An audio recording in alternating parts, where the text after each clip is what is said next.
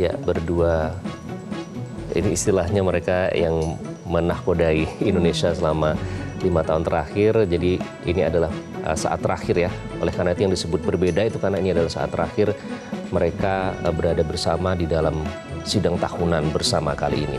Ini pertaruhan legasi, Mas Jayadi, kalau kita melihat yang ditunggu-tunggu nanti, legasi apa kira-kira yang diwariskan oleh Jokowi itu yang ditunggu? Iya, legasi apa yang diwariskan dan sebetulnya sudah mulai terlihat dari sekarang kan? Yang mana, ada Mas? yang positif, ada yang negatif ya, yang selama ini kita bahas. Yang pasti yang positif legasinya itu diakui oleh banyak orang. Satu soal masifnya pembangunan infrastruktur. Jadi itu kan sesuatu yang bisa terlihat dengan jelas dan diakui sebagai positif. Nah, tapi ada yang masih diragukan orang. Apa itu? Soal legasi terkait infrastruktur ini soal IKN. Ya, IKN ternyata seperti diakui oleh Presiden sendiri baru sekitar 15% ya itu berhasil dibangun. Seperti yang diakui oleh Presiden beberapa waktu lalu. Itu di luar target ya. Tentu nanti kita akan dengar apakah mungkin Presiden juga mungkin juga Presiden akan menyinggung soal itu Di dalam pidatonya nanti ya? di dalam pidatonya mungkin ya. Itu legasi yang juga cukup positif sebetulnya adalah kemampuan pemerintah untuk tetap menjaga ekonomi secara stabil. Dari selama terutama ya Badai 5 tahun COVID. terakhir akibat dan terutama sekali lagi dikaitkan dengan badai COVID. Ya, banyak negara mengalami krisis ya, dan belum recover. Indonesia cenderung lebih stabil. Meskipun US dollar ini ya Mas ya, waktu itu kan kalau tidak salah sempat ada janji bahwa US dollar akan sekian gitu, ternyata sekarang justru malah mencapai rekor ya tertinggi. Iya betul, sekarang udah sering 16.000 lebih ya dolar.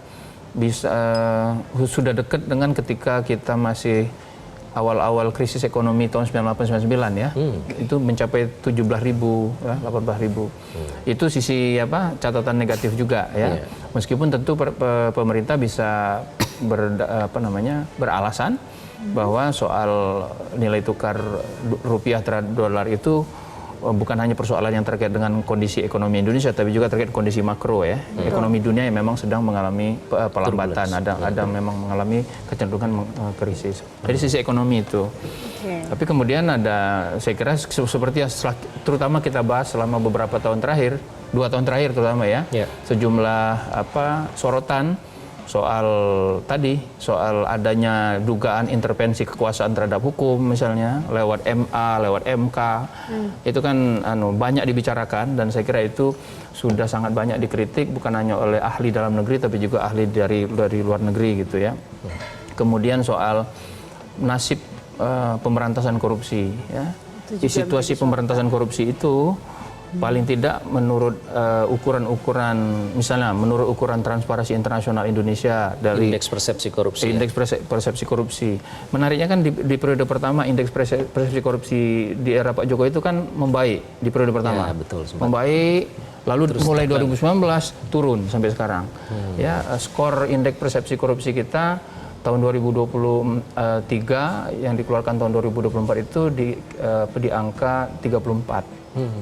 Poin kita cuma 34, nomor 115, ranking 115 dari 180 negara. Itu kan rendah sekali ya.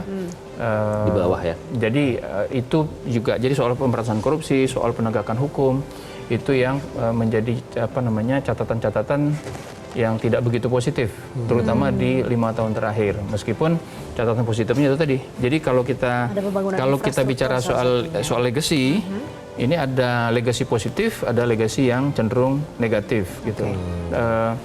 Apa yang juga bisa dilihat soal budaya demokrasi. Jelajahi cara baru mendapatkan informasi. Download Metro TV Extend sekarang.